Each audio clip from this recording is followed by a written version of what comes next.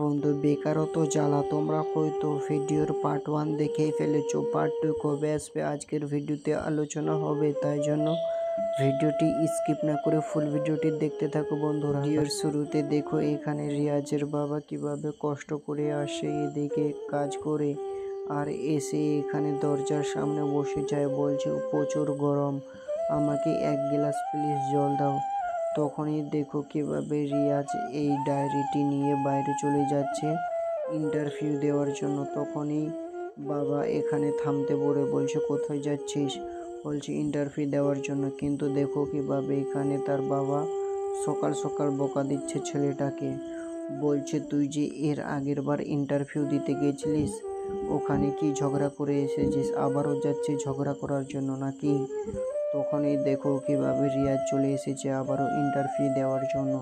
কিন্তু এইবার দেখো এই মানুষটি বলছে 10 লক্ষ টাকা লাগবে, চাকরি হবে তারপরে। তখনই রিয়াজের মুখের সব এখানে হাসি সব উড়ে চলে যায়, কারণ দেখতে পাচ্ছ এই রকম চাকরি পাওয়ার জন্য সব জায়গায় কিন্তু টাকা ঘুষ দিতে হচ্ছে। আর দেখো রিয়াজ সঙ্গে সঙ্গে বলেছে যে এই আমি চাকরি করতে চাই না, যে চাকরির টাকা দিতে হয়।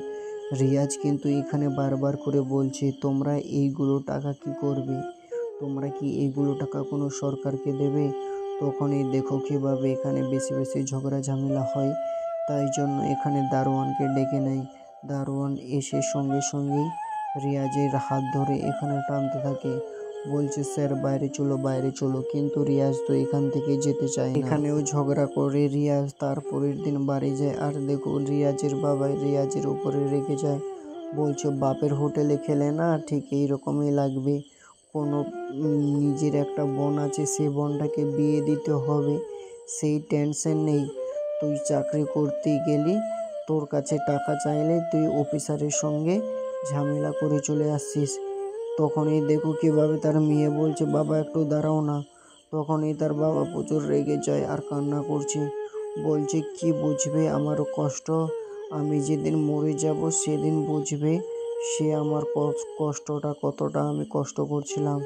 রিয়াজ তখনই অবাক হয়ে গেছে আর কান্না করছে, বলছে ঠিক আছে আমি বাড়ি ছেড়ে গেলাম, যেদিন আমি কিছু করে দেখাবো সেদিন এই বাড়িতে পা দেবো, না হলে আর পা দেবো। রিয়াজ কিন্তু ঘর বাড়ি ছেড়ে দিয়ে চলে এসেছে দূর প্রবাসে এখানে কিছু চাকরির সন্ধানে।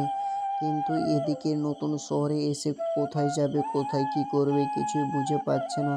তাই জন্য তো একটু ঘর দেখে গেছিল, কিন্তু এখানেও কাছে কোনো সন্ধান এদিকে ওদিকে শুধু তাকায়, কিন্তু কোনো মানুষ এই রিয়াজের সঙ্গে কথা বলে না। আর একটা মানুষের সঙ্গে ধাক্কা লেগে এখানে নিজের এখানে কভার ফাইলটা মাটিতে পড়ে যায়।